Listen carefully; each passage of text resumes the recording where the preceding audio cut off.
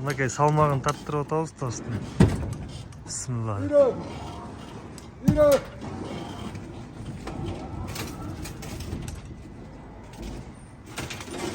Harun.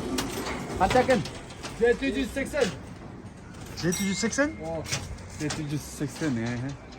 Hayırlı nameste hocam onu öyle çıtlat bırak. Şurada otur da tigini Kartı al. Kartı al. Şunu da koy. 780 he? 780.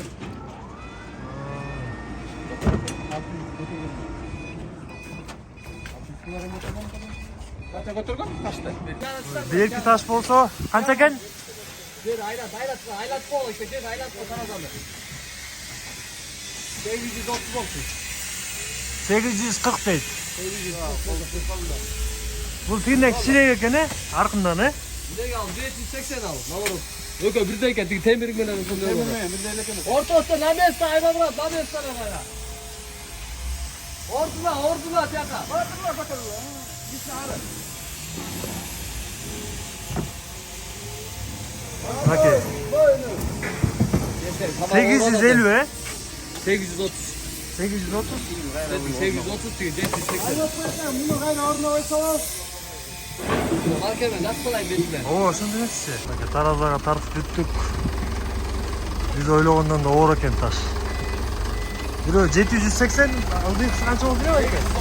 830 экинчи таш. Тиги темири менен 830 болду. Бул экинчи таш 780.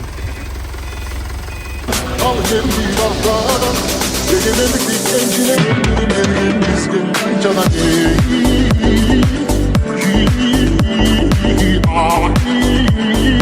Yaşayızın olan kargasından birin kettin avlısa Birin ketti cıldızda Birin carablanmızda Birbirinden alışma